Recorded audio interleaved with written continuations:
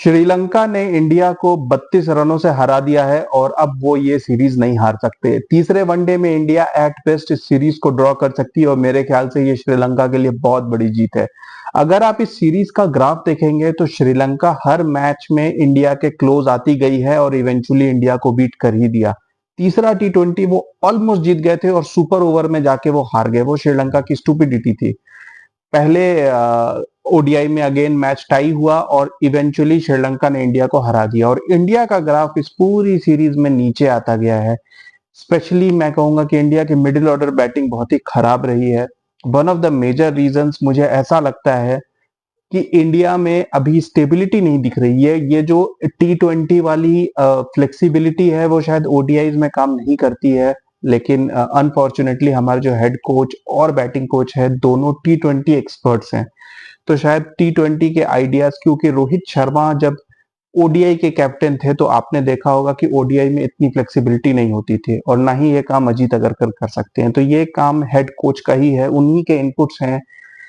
कुछ आइडियाज ठीक है, अदर जैसे कि वो पार्ट टाइम बॉलर्स को यूटिलाइज करने की जो आइडिया है मैं उसको बिल्कुल सपोर्ट करता हूँ। वो बहुत ही बढ़िया मूव है। रोहित शर्मा ने भी आज बॉलिंग की, पिछले मैच में शुभमन गिल को भी ट्राई किया गया।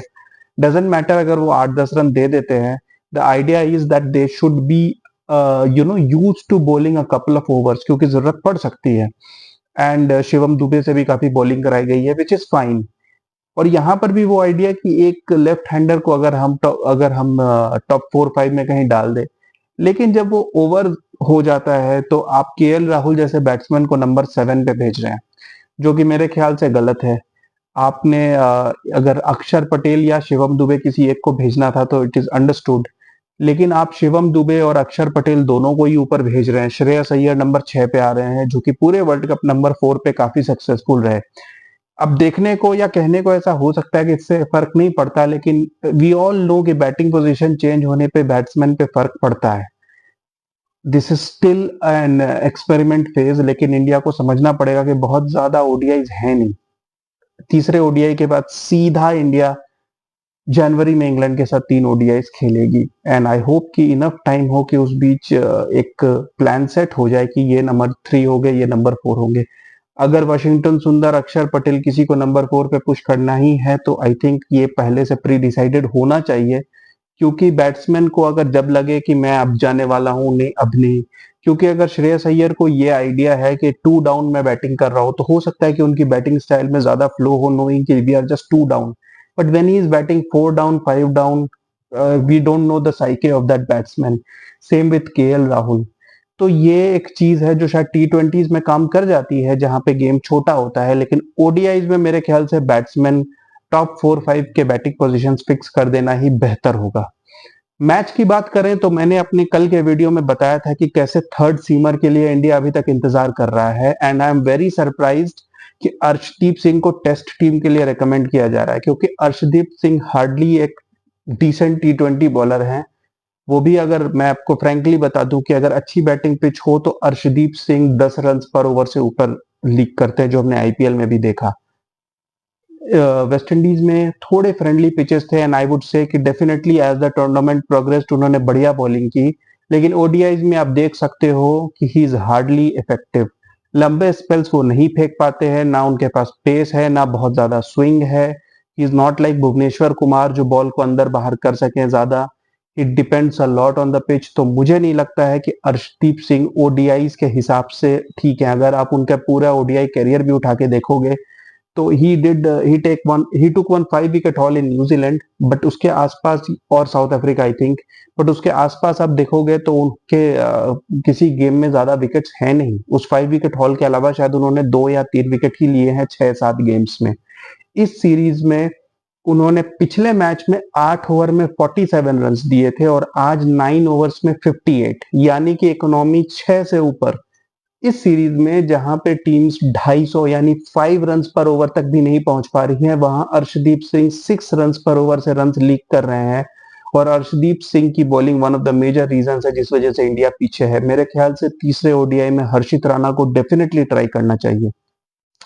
सिराज, जैसा मैंने आपको बताया था, उनका ग्राफ भी नीचे जा रहा है। वो अर्शदीप से बेटर हैं, उन्होंने ओडीआई में सक्सेस भी देखा। इनफैक्ट एक टाइम वो नंबर 1 बॉलर भी बन गए थे ओडीआई में। लेकिन हाल फिलहाल उनका फॉर्म अच्छा नहीं रहा है। इस दोनों सीरीज में उन्होंने एक अर्ली विकेट लिया है, लेकिन उसके बाद उन्होंने किसी भी तरीके से कोई कमबैक नहीं किया है, कोई विकेट्स और नहीं लिए, ना ही डेथ में कोई खास यॉर्कर्स वगैरह फेंके हैं। डेथ में वो सिर्फ स्लोअर ऑन द पिच फेंक रहे हैं, जिसपे वेला लागे और बाकी जो श्रीलंका के नीचे के बैट्समैन है वो भी उन्हें काफी मार रहे हैं। तो मेरे ख्याल से सिराज और अर्शदीप, ये दोनों कॉम्बो साथ में फिट नहीं बैठता है। अगर बुमराह और शमी होते हैं तो सिराज उस कॉम्बो में चल जाते हैं, otherwise Siraj has hardly turn into the leader of the attack. India को नए फास्ट बॉलर्स जल्दी से जल्दी ढूंढने स्टार्ट करने होंगे, क्योंकि 2027 वर्ल्ड कप का प्लान अगर दिमाग में रखा जाए, एंड अगर शमी उस टाइम पे पूरी तरीके से फिट नहीं होते हैं, या एज फैक्टर, फॉर्म फैक्टर, 3 साल बाद शमी वुड ऑल्सो बी 35-36, तो इंडिया को और 2 फास्ट बॉलर्स बिल्कुल जल्दी से जल्दी रेडी करने बहुत जरूरी हैं, and India has to identify them. If Harshit Rana is one of them, then he should be given a longer run. Harshit Rana को ज्यादा चांसेस देने चाहिए हर तरीके के व्हाइट बॉल फॉर्मेट में। टेस्ट के हिसाब से भी अर्शदीप सिंह को मुझे लगता है कि अगर बॉर्डर गवास्कर ट्रॉफी में ऑस्ट्रेलिया ले जाने का प्लान है, तो डेफिनेटली इंडिया के टेस्ट सीरीज में देख लेना चाहिए कि वो लंबे स्पेल्स में कैसी बॉलिंग करते हैं। ऑफकोर्स इंडिया में उस लेवल की सक्सेस किसी बॉलर को नहीं मिल सकती, लेकिन बॉलर इतना भी हेल्पलेस नहीं दिखना चाहिए कि ऑस्ट्रेलिया जाके एक ऐसा बॉलर बन जाए जो अपने 20 ओवर 25 ओवर में 125 150 रन लीक करके ऑस्ट्रेलिया में इंडिया को परेशानी में डाले। क्योंकि ऑस्ट्रेलिया में you can't afford to have any loose ends, and मेरे ख्याल से अर्शदीप सिंह लॉन्गर स्पेल्स या लॉन्गर वर्जन के लिए फिट नहीं है। And that is not an issue, क्योंकि we can have specialist, we can have a T20 specialist. T20 के हिसाब से वो सही है, उनकी विकेट टेकिंग एबिलिटी भी है, T20s में वो विकेट ले लेते हैं, मगर definitely not an ODI bowler. तो इंडिया को अब सोचना पड़ेगा कि उस एंड पे क्या कर सकते हैं। बैटिंग में again Rohit Sharma, I would say, is definitely the best white ball batsman right now in the world, even at this age. लेकिन Rohit Sharma always throws his wickets after getting a 40 50 60, like a youngster, जैसे youngsters करते हैं। तो I think Rohit Sharma has to take that responsibility a little bit. I know कि it's not अकेले something which Rohit Sharma has to do, लेकिन रोहित शर्मा अगर अच्छे फॉर्म में चल रहे हैं, वो रन्स बना रहे हैं, तो ही हैज टू अंडरस्टैंड कि chasing a small total, if Rohit Sharma just stage there till 25-30 over, the game is over.